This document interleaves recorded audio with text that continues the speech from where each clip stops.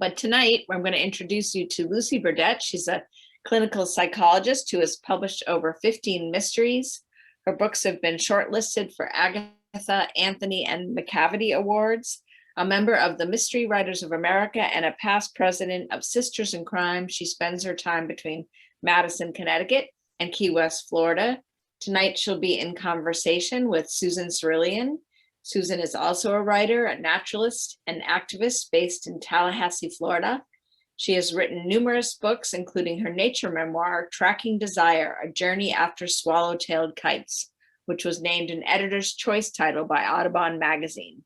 She is a founding member and former director of Red Hills Writers Project. So without further ado, I'm going to hand you over to Susan and Lucy to talk about today's big book, A Scone of Contention. Thank you, Patty. There you go. Okay. There I am. Okay. There you are. Thanks for that great introduction, Patty. It's such a pleasure to be with you all tonight, and I wish we could be at RJ Julia in person. And to be in conversation with my sister, Roberta. Did you know she was my sister, all of you? Who many of you know as Lucy Burdette. I just got my copy of Scone of Contention, I think 3 days ago, and I spent the whole 3 days just literally devouring it and wishing I had all that food to devour as well. And this is the 11th in Lucy's Key West Food Critic mystery, and I can promise you it's the best of her series. So next slide. Next slide. There we go. We're a little over our pay grade here. There we go. Since I've been with my sister for her entire life, I thought I'd dig around and try to remember the roots of her great writing success, and also the possible roots for the choice of her Scottish theme in Scone of Contention. For both of us, writing came in midlife, after we invested quite a bit of time into our first careers, psychology for her and wildlife conservation for me. But I do have a very strong memory of her in probably 9th or 10th grade, curled up writing poetry on the fluffy white rug of her bedroom, which she had insisted have bright orange painted walls. So I knew her creative bent started early. And as far as Scotland, what I can tell you is that she made the cut as a Highland sword dancer at our New Jersey high school. And I remember that well. She's the one in the middle there, because I did not make that cut. Lucy, would you like to talk more about that? Well, my sister asked me earlier today, or was it yesterday, when I knew I would become a writer, and I didn't think it was until the 1990s, but you remember it earlier. The poetry was horrible, and there's a short story that I remember very clearly where it's probably 8th grade, the girl's been dumped by her boyfriend, and she runs up all the way up the Hatteras Lighthouse, 260 something stairs, and you can hear the clank clank of the steps. And who comes after her but Mickey Dolenz of the Monkees? That's what I remember. So I didn't fancy myself as a writer back in those days, but I'm sure glad I came to it late. And there's a post, I blog with the Jungle Red Writers, and today there's a post about the Highlander dancers and how it feels like this book is making connections that maybe I didn't even know were there. Why don't you advance the slide and tell us a little bit more on this book number 11, how you happen to set a Key West mystery series for this particular book in Scotland. In Scotland. Well, I had written the 10 books, and everything else takes place in Key West, which is a small island, maybe 2 miles by 4 miles. I think I'm right about that. And so it was beginning to feel a little used up. What else could I talk about? So we had just gone on a trip to Scotland. This was the beginning of summer 2019, and it was a fabulous 2-week trip where we saw a lot of sights and heard wonderful musicians. So I wrote my editor and my agent and said, how would it be if I took the character and her new husband to Scotland? It could be their so-called honeymoon, but I figured out a way to take a few more characters because I knew people would miss them. And so they agreed, number 11 in the series, that would probably work. And they live on a houseboat in Key West, and they have a neighbor next door who is 80 something years old and everybody's favorite character. That's who I hear about all the time, Miss Gloria. And so at the end of the Key Lime Crime, which was number 10, they're talking about Nathan, her husband, and Hayley, the main character.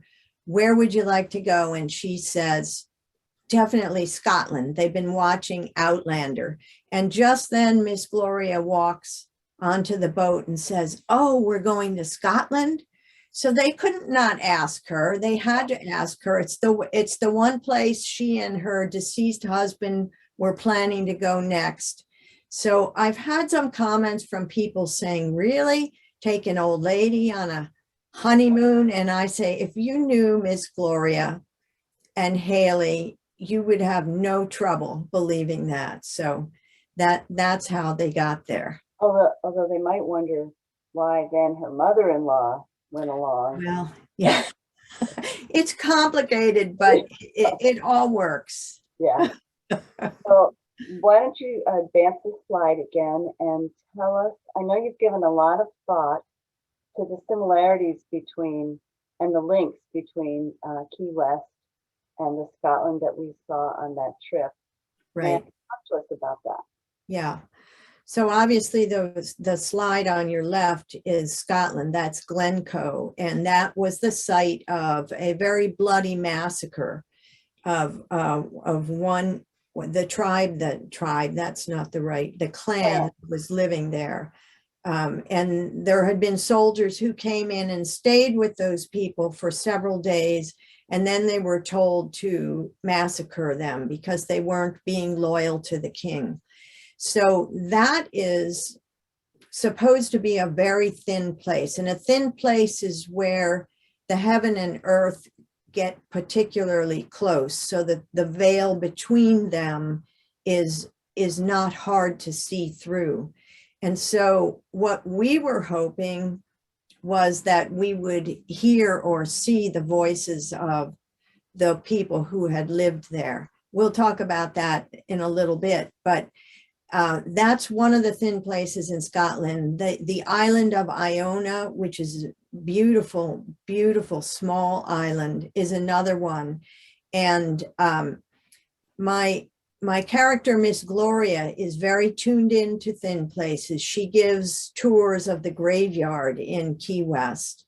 And also another character, Lorenzo, who is a real person who reads tarot cards at Mallory Square. He also has talked about thin places in real life, but also in the book. And he talks about islands being special places where this veil is especially thin. So sometimes it's hard to see that spiritual side of Key West because there's so many visitors and a lot of them come to travel up and down Duval Street and drink, but there's a lot more to it than that. And so I thought there would be connections.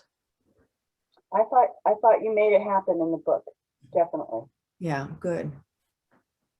Go on to the next slide and talk to us. Whoops. I thought the next slide was the scones. So let's talk about the beautiful places where you set pivotal scenes, and how Right. you decided, how you chose among all those gorgeous There were, locations. right. They pretty much, the way I've set it up is that Nathan's sister Vera, who lives in Scotland, is working on a book about thin places with several colleagues. And the book is almost due, and they're having a lot of tension between the people working on it. And they need to take a last minute tour of these places to take photographs and also finish up the details. So those people, those fictional people, pretty much followed what we did in Scotland. And that this was all happening I was writing this during the first part of the pandemic, which everybody remembers is so grim and so scary. And it was really, really wonderful to be able to have my head back in this trip. So on your left, the lady in the blue jacket, that's Sue, my sister. And we both said when we saw that picture, I swear you are seeing those people, right? Yeah. But you don't remember seeing them, but you may have been. Yeah. Yeah. I wanted to. Yeah, we had one new friend, Robin, who was on that trip with us. And she is the one who most clearly felt the presence of those people. And I asked her to describe it. So Miss Gloria has that same experience in this book. And I use Robin's words with her permission, of course. In the middle, that's me you're looking at the Tobermory Lighthouse, where there's an important scene. And on this side of me is the most adorable little house. Do you remember seeing that? It's a little white house. You can't drive a car to it. It's about, was it 3 miles, or maybe it was 1.5 miles? Yeah. You had to walk through this wooded area to get to this little house, which you could rent out. And we were thinking immediately writer's retreat, but we haven't made that happen yet, but maybe in the future. If we ever get to travel again. If we ever get back. Yeah. And on the right is the island of Iona, which was one of the most, I wished we had spent more time there. It was one of the most beautiful places. And that's towards the end of the book that they go to that island too. So you'll see the trip through their eyes. Do you want to add anything about that? No, go ahead and let's see. Okay, let's see what comes up next. Yeah, Oh, okay. now it's the scones. Good stuff. So talk to us about the scones of Scotland, and any other favorite foods. Okay. If you haven't read the books, you should know that the main character is a food critic.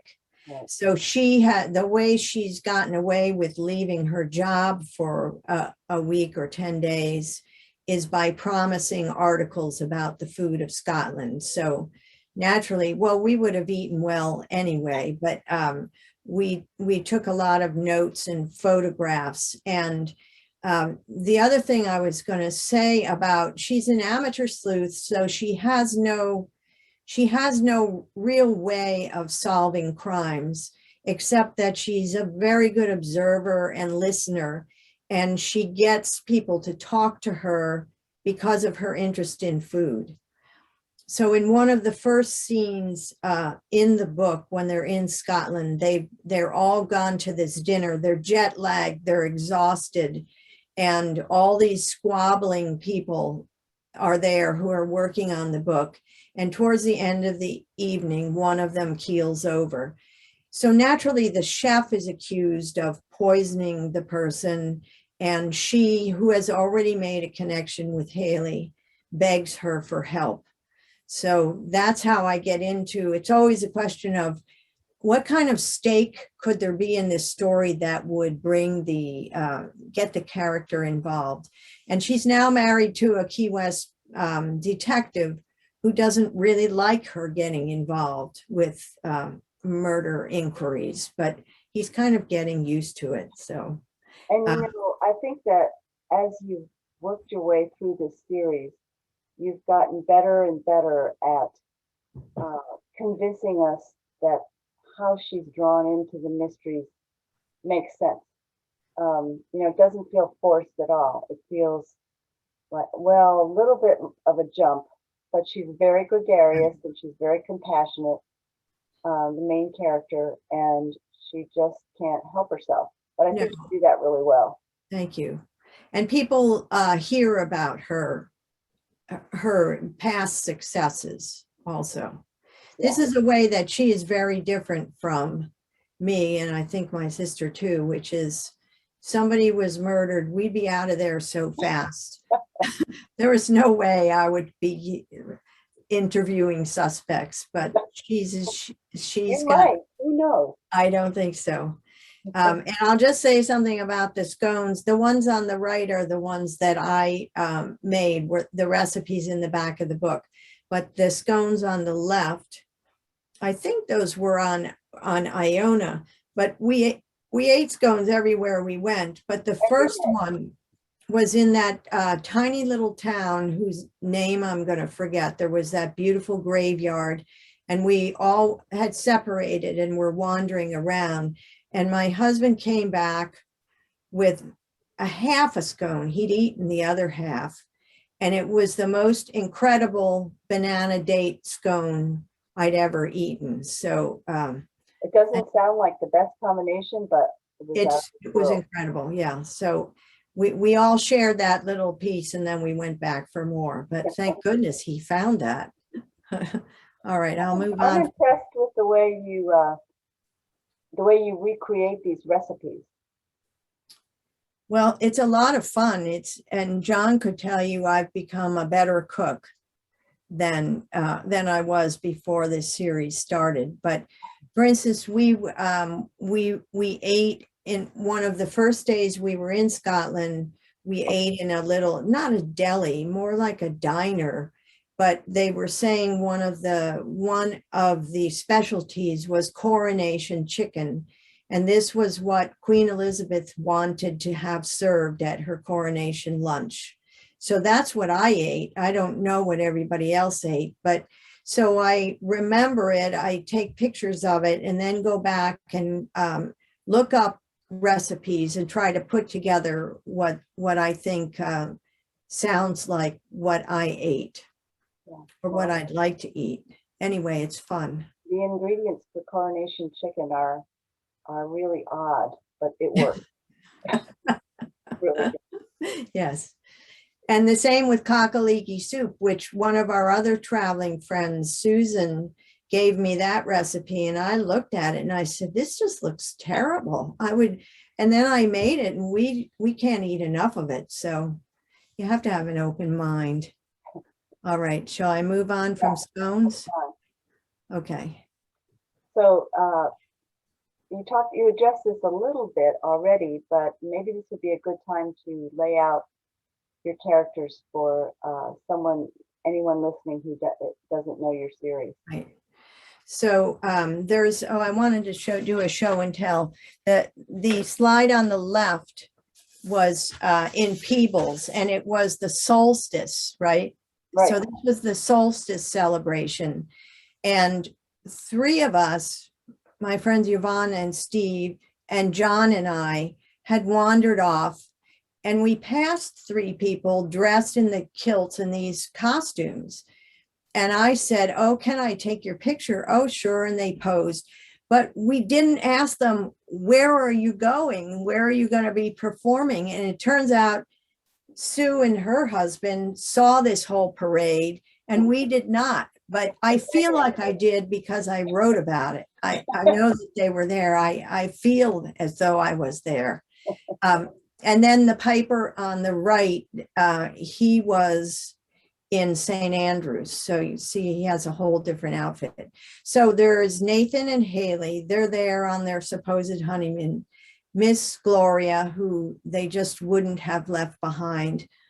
They're staying with Nathan's sister, Vera, and her husband has wrangled. This is the part that people have the most trouble with. And I say, you're just going to have to let it go. It's fiction. I needed to get rid of the men, so they're in a golf tournament.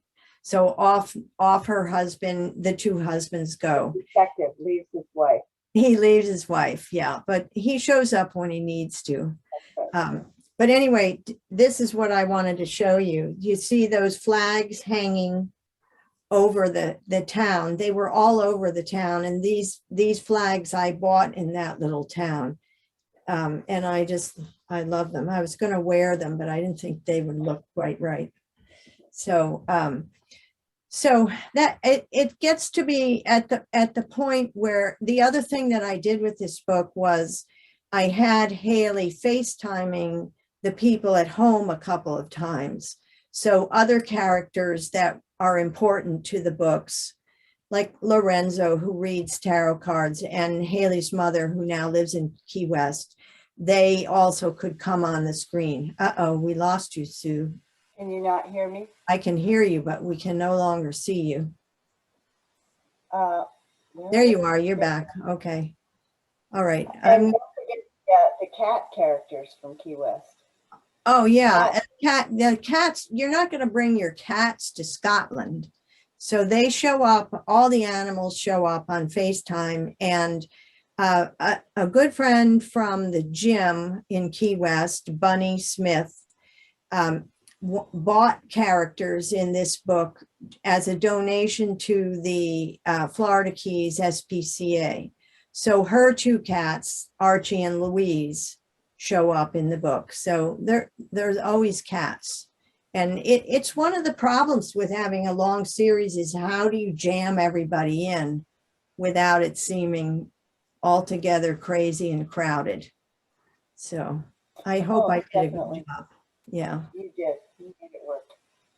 Okay. Now, this is my sister's This least question favorite. was, yeah. Explain about this. Yes, she always wants me to write a mystery without a murder, but I assure her that people would not go with that. So this was the Falkirk wheel. It's a feat of engineering. It's I can't even really describe it, but you can see it here. It's a way of connecting two canals that are at different levels. So the boats, one boat goes up and one boat goes down, and it's become a tourist attraction now. So we were on that boat, and it's the place that was the least thin of any place we'd visited in Scotland. And my good friend Yvonne got such a migraine from being in that boat. It just seemed like this was the place where the guy was going to have to fall. And all the characters who could be possible suspects were on this boat. So, so that's how it got chosen. And my apologies to the people of Scotland who are so proud of the Falkirk wheel. That was a good choice. Nobody guessed. Yeah. All right. What else have we got? Oh, we're almost to the end of our slideshow. Well, what we want to know, I know, I've got a problem with my video. Well, just keep yakking. There you go. What your readers want to know is, do you have a sequel planned? And if so, can you tell us a little bit about it? Or are there other book projects you're working on? Yes, I'll tell you about all of that. I knew you. The sequel is due September 1st. So I've had a lot to do to get this launch ready. And also we had a lot of family in town. So I have the next 3 weeks, I'll be really working hard. It's back in Key West. And the thing that I'm so happy about is that the Scotland excursion worked exactly the way I wanted to. So now I feel like I'm excited all over again to be back in Key West. I found something. I have a little prop I can show you if I can dig it out here. It will have to do with the Key West Women's Club, which I had never visited. I know we never showed it to you, Sue, as many times as you've been there, but it's right on Duval Street. It's a beautiful building and has a lot of history. And when one of my writing group friends told me about that they had put out a cookbook, this is not the old one. I was able to find the old one on eBay and get it sent to me. So there's a lot of intrigue that's going on related to what happened historically with that cookbook. And it's been really fun to write. I have to say, I've enjoyed it. So that one will be out next summer. And then there's a bonus book, which is one that I wrote a number of years ago, which is more of a thriller. It's called Unsafe Haven, and that unexpectedly sold to a publisher in England called Severn Press. So that will be out in September in England and December in the US. And I will warn everybody, it's not cozy. It's a lot grittier than this Key West series, but that's the excitement. Well, I think what everybody really wants to know is how the heck do you fit all this in along with cooking and all the social life that you have? Well, if I have a deadline, then that really helps. Then I figure out how many words I have to write in a day. I have two dear writing friends who I've been in a writing group with for over 20 years. And we meet about every 2 weeks, and I know I want to have chapters to show them. So I just get up after I check my email and walk the dog and have some coffee, write my words. And I find that the more I'm writing, the more easily the story comes. So if I've had a break, then I have to kind of go back and catch up and figure out where I am. But this is about as much as I can reasonably do and have a life too. And it's been very bad for my golf game. I have to say that. I was thinking about, remind me how many books, I'm sorry about my video, but you can still hear me, right? Right. I don't know what's the problem. Remind me how many books you've written altogether now. Right. So there were 5 golf mysteries and 3 advice column mysteries. So that's 8 and this 11. So this is 19. And then Unsafe Haven will be number 20. And the detective character in Unsafe Haven is the man from the advice column mysteries. So I do bring him forward, and it starts there. I'm not going to have a spoiler. There you are again. I'm not going to have a spoiler to tell you what happened in those books, because you might want to go back and read them. But it picks up in his personal life at the moment where the last book, Deadly Advice, left off. So that's been kind of fun to make that connection. Talk to us about the importance of groups, the importance of groups like Sisters in Crime and Jungle Red Writers too. How important are those memberships and groups that you're in supporting your work as a mystery writer? Right. I have been very lucky because my sister is a writer too. I leaned heavily on her at the beginning because she got started before I did. And my husband was an editor of business writing. So I would come home and thrust pages at him, just ask, what did he think about this? And poor guy. And then I met Hayley Snow because she was writing a mystery series that had a psychologist in it as well. And she's the one who told me, you really need to join Sisters in Crime, which is an organization that supports mostly women crime fiction writers, or crime nonfiction too. And we have men members who we welcome. But the women back in the 80s realized that women writers were not getting the same support, not the same reviews, not the same advances. And that's why this organization was formed. And I was lucky to have the chance to be the president. I think it was in 2007, 2008. And we also have a very active New England chapter. So I've made so many writing friends. And if you haven't visited the blog Jungle Red Writers, I hope you will, because there are 7 wonderful writers and dear friends of mine. And we have a lot of visitors. So your pile is going to grow and grow and grow. And it's so great to have them behind the scenes.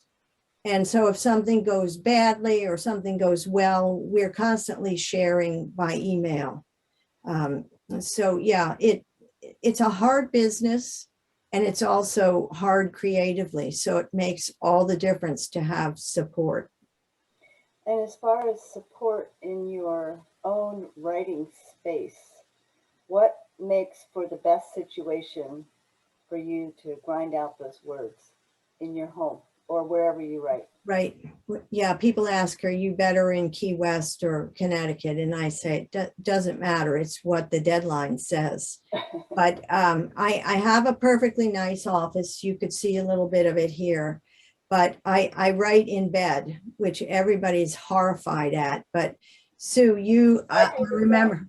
That's where I always start my writing day, with my cat. Yeah, my cat's not so helpful, but the dog is. But I remember you going to hear Louise Penny, and you were so pleased because she described herself as a horizontalist. So I would say that's what we are too. I can't remember if that's what she meant, but we'll take that as I think she did. Before we turn to the questions and answers, let's each pitch a book that we're reading right now that we really love. Okay, why don't you go first? Well, I don't have it in front of me right now, but I am just crazy, and I can write her name in the chat box if people are interested. It's not a mystery. Her name, she's a young Australian writer. Her name is Charlotte McConaughey. And I read her book, Migrations, and I just thought, fiction, if I could write fiction like that, I could make everybody want to read about climate change and extinction, the things that I write about, without being just feeling like, oh my God, you just hit me over the head. And she has a new one called When There Were Wolves, and that's what's on my bedside stand right now. How about you? Okay, I'll tell you two. This is the one I finished last night. It's called Happy and You Know It. It's the second one by this author who was smart enough to start when she was young. And she's funny. I love her characters. She's breezy. She reminded me a little bit of The Devil Wears Prada, kind of. But I recommend her. Laura Hankin is her name. And then my Jungle Red writer pal is coming out with her book today. Wait for it. It's women's fiction. And so she was very gracious to let me go first on Jungle Red, but she'll be there on Thursday. And so this is what I'm reading tonight. Okay. It looks like Patty's back. All right, Patty, we turn it over to you. Oh, good. Okay. Lucy / Roberta, do you want to? Yeah, I was just going to say, stop your power. How, like, do people call you Lucy or Roberta? How does that work? And why did you decide on pen names for some books and not for others? I started out with my own name, Roberta Islib, and then those were the first 2 series. Those didn't sell as well as the publisher hoped, so those were dropped. That's what happens in this business. So when I got an offer for the Key West Food Critic series, my editor asked whether I would change my name. And I said, sure, as long as I get published. And so Lucy Burdette is our grandmother's name. So I borrowed her. Yeah. So I'll answer to anything, really. And the rest of us, her family calls her Bobby. Yeah. She's got many. Really? Many names. Many names. I was looking at your website, Roberta, and I'm wondering if you've ever thought about writing young adult books.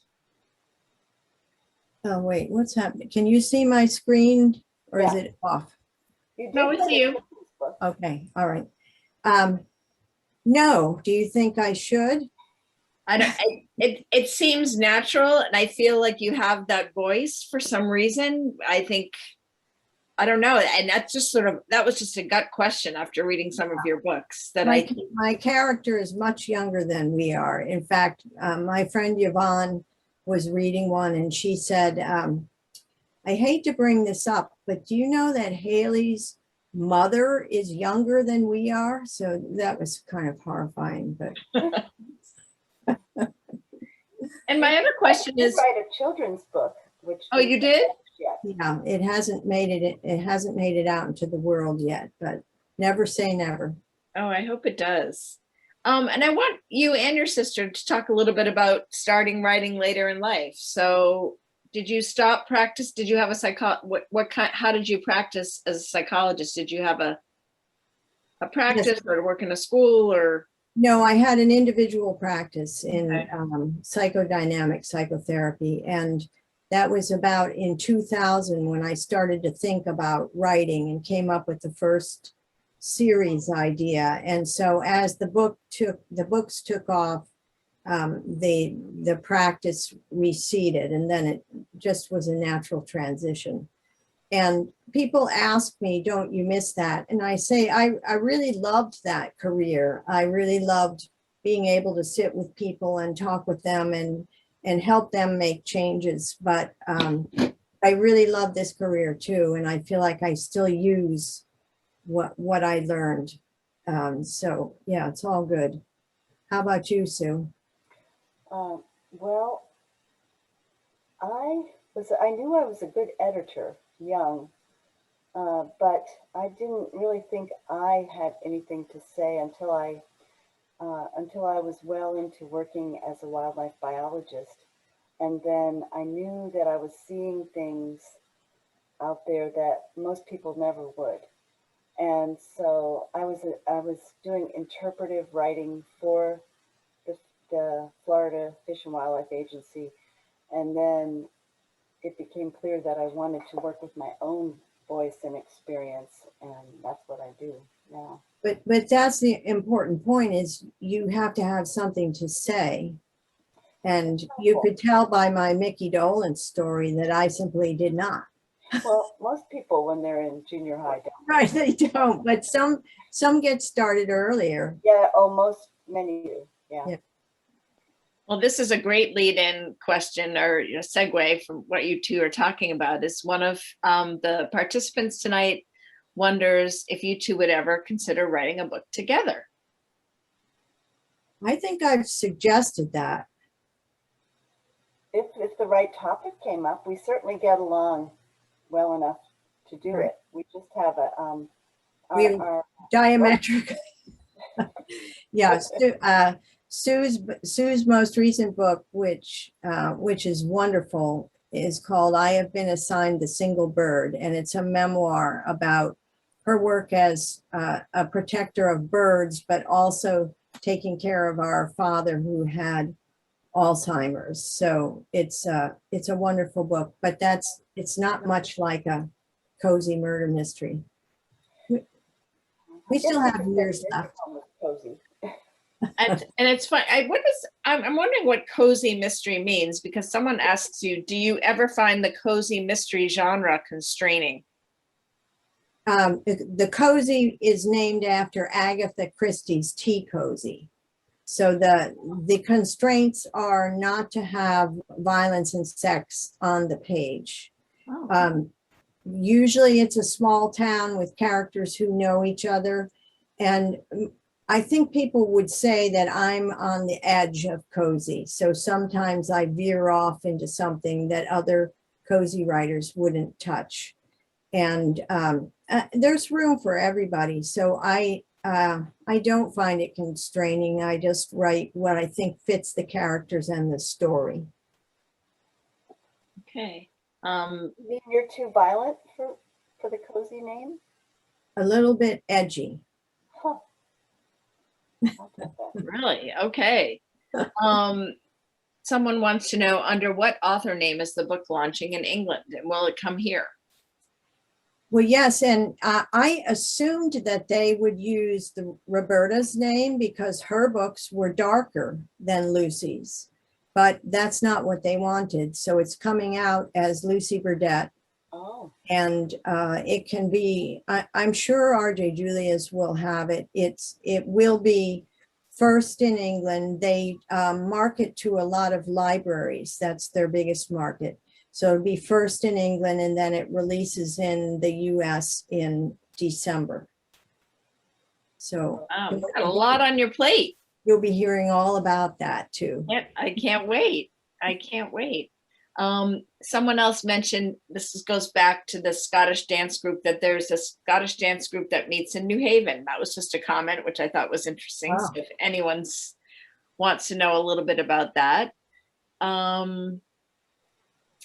This is always a question you probably always get, and any authors we have on here that write series say, I've just discovered you as an author. Should I jump in with this book, or should I start at the beginning of the series? It's interesting with this book, I've heard several people say new people shouldn't start here because you don't get the Key West background. So if that's what readers think, I believe them. So I would say start earlier. I like to read things in order, but Sue doesn't care so much. So you would know as a reader.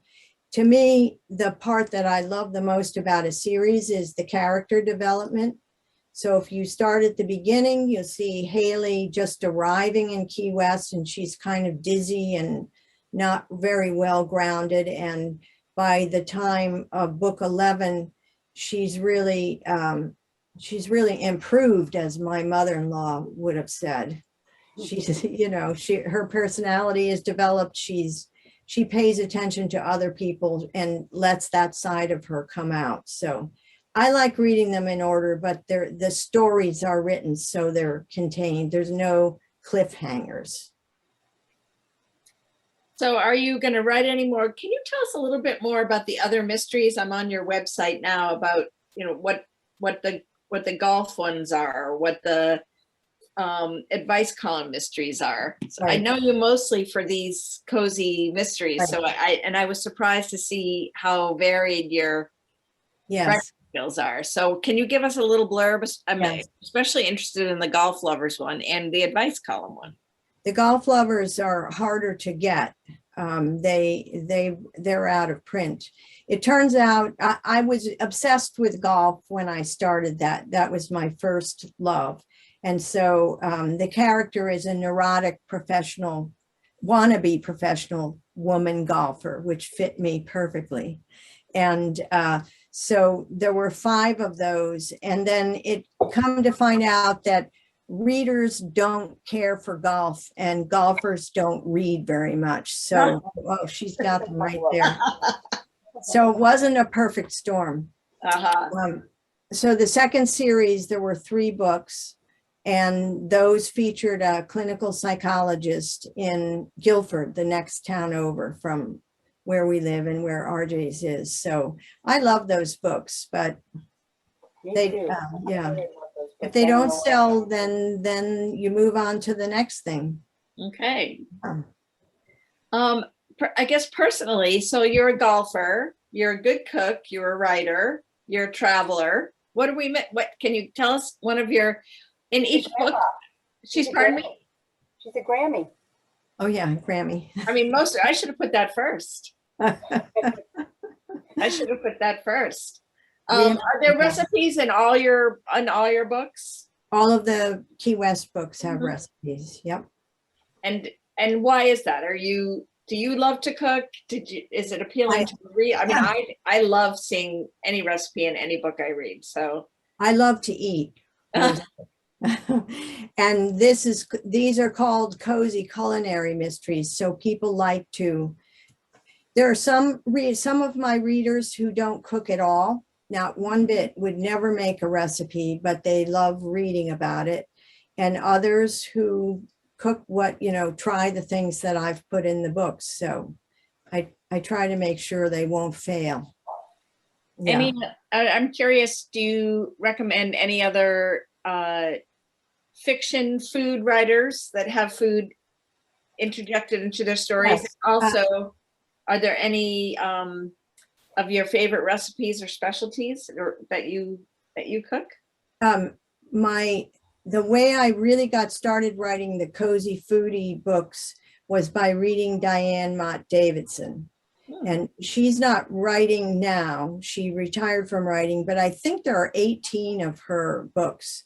Wow. And the first one was called Catering to Nobody. And we used to read all of those, and I would make things out of her recipes.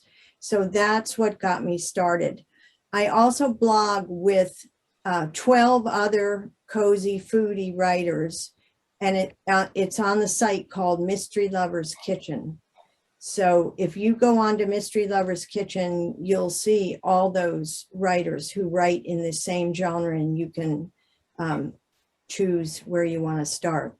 Oh, that's really helpful. That sounds great. Yeah. That's a cool niche, the food and the mystery. I just think that's terrific. Yeah.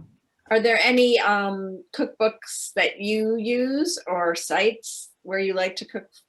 I'm just curious as a cook.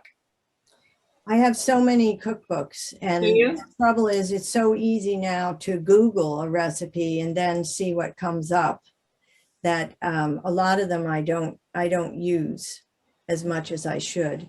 I have a new one. I can't show it to you because the computer's sitting on it, but I was at a lunch where Jacques Pepin was the speaker.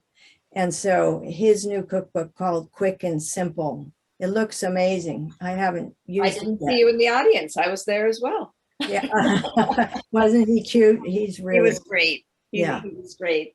And Susan, do you cook as well? Did that come from your mom or your dad, or? Our mother was a basic 50s cook.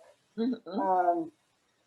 We cook almost all our own food, but it's more garden based. It's sort of simpler, and we always love it when we go to Bobby and John's house because we know we're going to get great food. I bet. I'll tell you something that I'm excited about. Laurie Colwin. You know Laurie Colwin? Yes, she was back from the 80s. Right, but they've just reissued all her books, I think in one volume. And she was just wonderful. She was both a food writer and a wonderful women's fiction writer. Right. And then I think she died of cancer. She was very young. It was tragic. Terrible loss. She would have had a lot more that we'd all want to hear. Yeah. But that new, do you have that, Patty? Can you spell the last? Colwin. Colwin. I think it's just been released. Okay, I think that Victoria will probably put that in the chat if anyone's interested. Yeah. She's probably working on the link right now. I also love Diane Mott Davidson. Yeah. And the very first one that had anything to do with food that I read was Susan Wittig Albert. Uh-huh. And she was an herb.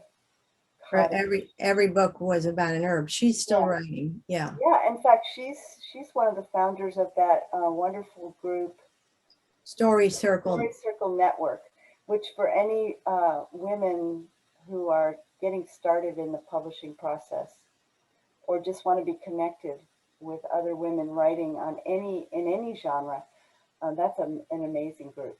Which then you could tell them what your book just won. Oh, my book just won the Gold Memoir Award from them.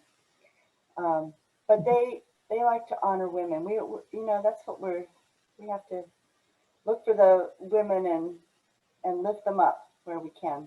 Mm-hmm. Absolutely. Absolutely. Do you have any other siblings that are writers? Both of our siblings are talented verbally, but neither has written a book. Our brother writes doggerel. He writes doggerel. Anytime there's a family reunion, he writes the songs. Right. And our sister has plenty to say, and she's a good writer too. Yeah. But our father wrote he wrote his memoir by hand about his experience in World War II. And so I read it through when we finally got a copy. It was supposed to be the memoir of his life. And there was not a word about any of us. It was, I was shocked. It was all about, that was a defining moment of his life, was being in that war and being in Europe. So it never made publication, but we all have copies of it. So Roberta, I'm interested. There are a lot of authors hanging out in Key West, right? Do you all meet in person? I mean, there's a big Key West Writers Guild, and so I meet with them when I can. And also I am the president of the Friends of the Key West Library. So we have a lot of speakers. Our librarian loves having authors come to speak, Michael. So yeah, there's a lot of people want to come to Key West in the winter because it's a lovely place to be. So it's really a fun place to meet people in the arts. And there's one fabulous writer who lives in Key West who's on this very chat, Paulette Alden. And she's an amazing writer. Yes. And has a new book this year too. her name again? Paulette Alden. And the book is called The Empty Cell, right? Mm-hmm. Yeah. She would never pitch her own self like that. But Well, this is a perfect time to pitch. You've got a lot of listeners looking for great books. And I think as many as events RJ's does, that is the number one question always, is what are our speakers reading? And just to your point, Susan, you've got to lift other writers, and it works. That's the way. We were always told it's not as though people are going to buy one book. If you're a reader, you're buying a lot of books. So it's good to share what else you're reading, and then the other writers share what you have. So, and besides which, I wouldn't do without them, my writing friends. I know you feel that. You're so connected, clearly. I mean, both of you. So, and Susan, I want you to pitch your book that just got an award. Can you tell us a little bit about it? well, that's the one that my sister just mentioned. It's a braided memoir about the process of dementia in the brain as we observed with our own father, and then looking at the way the earth is unraveling as well. And it just, the two stories were obvious to me as I lived both of those lives during the years that my dad was here for 4 years and we were with him. So it's not for everybody, but many, many millions of people have to take care of people that are losing their faculties. Yeah. And he was a funny man, so it's not gloomy. It's not all gloom. It's, yeah. No, I'm interested in that. Did you write while he was declining? Did you do it after? I did. I didn't know it was going to be a book. I was just writing because that's, to process. Yeah, I mean, what an outlet. That's terrific. Yeah, because when you're with somebody with that illness, you're sitting a lot in a usually pretty quiet room. And so you just have to, there was a book called The Sound of One Snail Eating or something like that. And it was a woman who was confined to her room. Tova was her name. And she couldn't move, but she made a whole book out of the observations of this. It doesn't sound like it could work, but it was an award winner. So you can write a story about anything. No, you know what I want to do next time, Susan, you come to Madison. I would love to listen to both of you go back and forth at lunch at our Julia's, because wow, I mean, how lucky that you have each other. I know, we're very and lucky. You write so differently, but I mean, I just have the chills how powerful you both are together, and you can feel the connection. and the shared love of writing is incredible. Thank you so much for choosing to launch your book, Roberta, with us tonight. I wouldn't do Congratulations. it anywhere else. Oh my gosh. And I please come back to RJ's anytime. Okay. I think you broke the spell today. Okay, By good. showing up today. I mean, it was huge. You have no idea. It just I think it felt great for the whole community that you were out there That's great. and back in person. So thank you so much. Don't forget to buy the book. There was so much information that happened and sharing of blogs and books today. Victoria, who's behind the scenes, put a bunch of things in the chat, but in probably 2 or 3 days, this will go up on our YouTube channel. So listen to it again. And write notes. And if people have more questions, we can get to Roberta anytime. So ask the bookstore and she'll pop in. What I forgot to tell everybody is we have lots of signed books. Roberta, while she was outside today, she signed her new book, but she also signed a bunch of backlists. So come on to the bookstore or buy books online. And thank you so much, both of you, for coming. Thank you so much. Thank you. Good night.